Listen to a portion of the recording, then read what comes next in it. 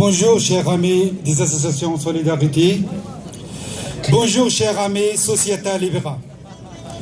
Je vous remercie de votre invitation et nous donner cette occasion d'exprimer. Nous sommes très heureux de travailler avec vous car l'important est notre solidarité, c'est notre force. La liberté ne vient pas tout seul, ne s'abstient pas sans effort. Aujourd'hui, l'exemple de Hongkongais prouve cette solidarité devant le dictateur communiste chinois. Nous sommes solidaires de leur aspiration à la liberté et eux sont solidaires de Ouïghours dont la situation est extrêmement grave. En effet, si 27-28 juillet 2014, s'est produit un massacre sans précédent. D'après les témoignages reçus, il s'agit d'une horrible tuerie de milliers de personnes dans la région de Yarkand, Xinjiang notamment, dont 3 localités rurales voisines de ville, Ilishko, Handi, Nochi. La Chine adaptée plus en plus vis-à-vis son propre peuple, comme vis-à-vis des Ouïghours, des Tibétains, une politique catastrophique. Nous appelons les autorités chinoises depuis une dizaine d'années à un dialogue pacifique. Mais nous nous heurtons à un mur car la Chine a l'habitude d'avoir un régime dictatorial.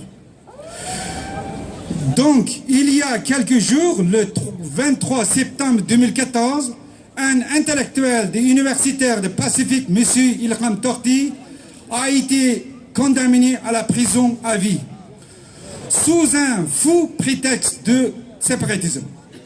Ces faits, outre leur extrême gravité intrinsèque, constituent de très mauvais signaux pour la relation entre Ouïghours et Han. Et c'est à cause de cette terrible répression, de telles décisions qu'une minorité de Ouïghours peut être tentée par une évolution plus radicale. En effet, aujourd'hui, les Ouïghours n'ont aucune possibilité de vivre normalement chez eux. Pacifiquement, l'exemple de Ilham Tohti est désastreux car il s'agit d'un homme tout à fait pacifique qui n'a jamais soutenu de mouvement violent ni un quelconque séparatisme. Malgré cela, les autorités chinoises l'ont condamné à la prison à vie. Mais pour la Ouïghour, une personne qui appelle et dialogue à la paix ne commet aucun crime. Aujourd'hui, le peuple ouïghour est de plus en plus découragé par l'attitude des autorités chinoises. Nous sommes donc très inquiets pour notre peuple, car les Ouïghours peuvent peut-être encore faire des choix plus radicaux, parce qu'ils sont poussés à bout. C'est pourquoi nous pensons et nous disons qu'au nom de 20 millions d'Ouïghours, qu'il faut réagir immédiatement. Le silence des autorités françaises donnerait un blanc-seing à la Chine et par ricochet encouragerait le terrorisme international. Il nous a été rapporté que déjà un certain nombre de Ouïghours sont passés en Irak et demandent une aide de l'État islamique. En ce moment, le terrorisme barbare profite de la situation et du coup, les victimes de Ouïghours du communisme de tourner vers les radicaux islamistes.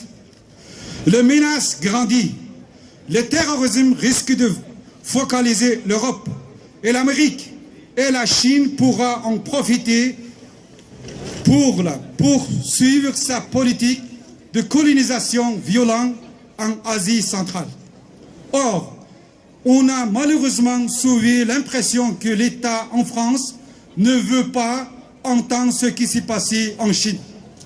Nous pensons que la France doit donner un signal fort à la Chine, car c'est un pays avec lequel le dialogue seul ne marchait pas.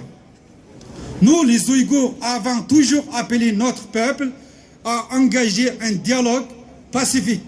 Nous avons l'impression que cette voie se ferme de plus en plus et que les Ouïghours risquent de devenir de plus en plus radicaux.